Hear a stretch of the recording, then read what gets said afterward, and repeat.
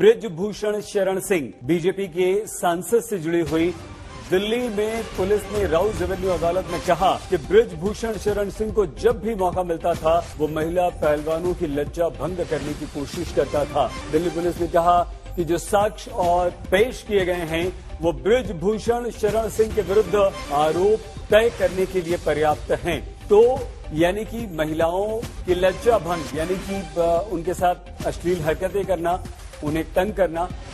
इसलिए इस कानून का नाम नारी शक्ति वंदन अधिनियम, नारी शक्ति वंदन अधिनियम रखा गया है।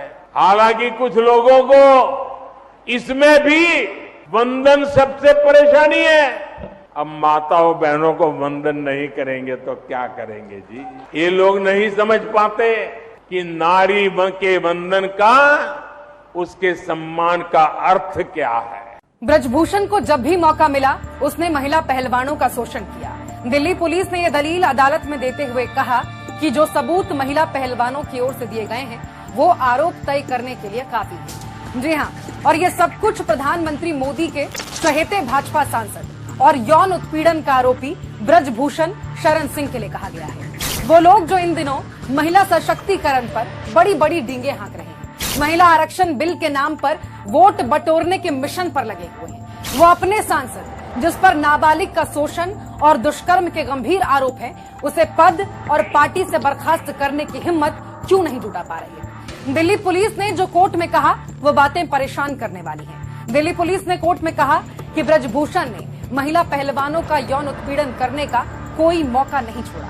पुलिस के मुताबिक तजाकिस्तान में एक कार्यक्रम के दौरान ब्रजभूषण शरण सिंह ने एक महिला पहलवान को जबरन गले लगाया और बाद में अपने कृत्य को ये कहकर उचित ठहराया कि उन्होंने ऐसा एक पिता की तरह किया। वहीं तजाकिस्तान में एशियाई चैंपियनशिप के दौरान ब्रजभूषण शरण सिंह ने बिना अनुमति एक महिला पहलवान की शर्ट उठाई और उसके पेट को अनुचित तरीके से छुआ।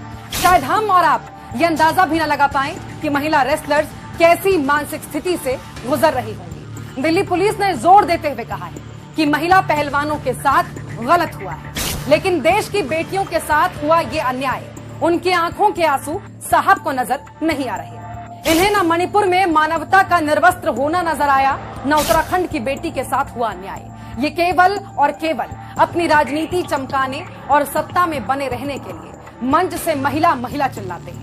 ब्रजभूषण पर भाजपा की चुप्पी इसका सबसे बड़ा सबूत है। साहब से सवाल आज भी वही है कि आखिर इतना सब कुछ हो जाने के बावजूद मोदी सरकार यौन शोषण के आरोपी ब्रजभूषण शरण सिंह के साथ क्यों खड़ी है। उसे पद और पार्टी से बर्खास्त न करने की क्या मजबूरी है।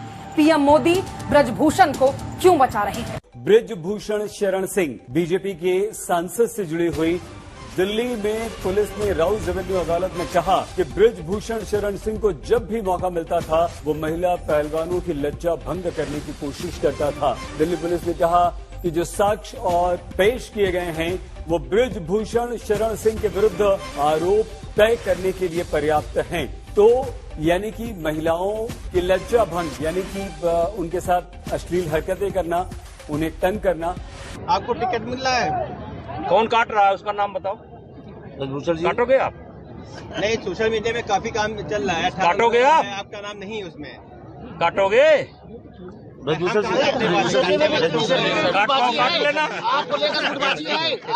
फिर जब मैं इनको छेड़ूंगा, फिर जब मैं इनको छेड़ूंगा, फिर जब मैं इनको छेड़ूंगा, फिर जब मैं इनको छेड़ूंगा। खुलेआम पूरे देश के सामने लाइव टीवी पर कह रही है मैं इनको छेड़ूंगा।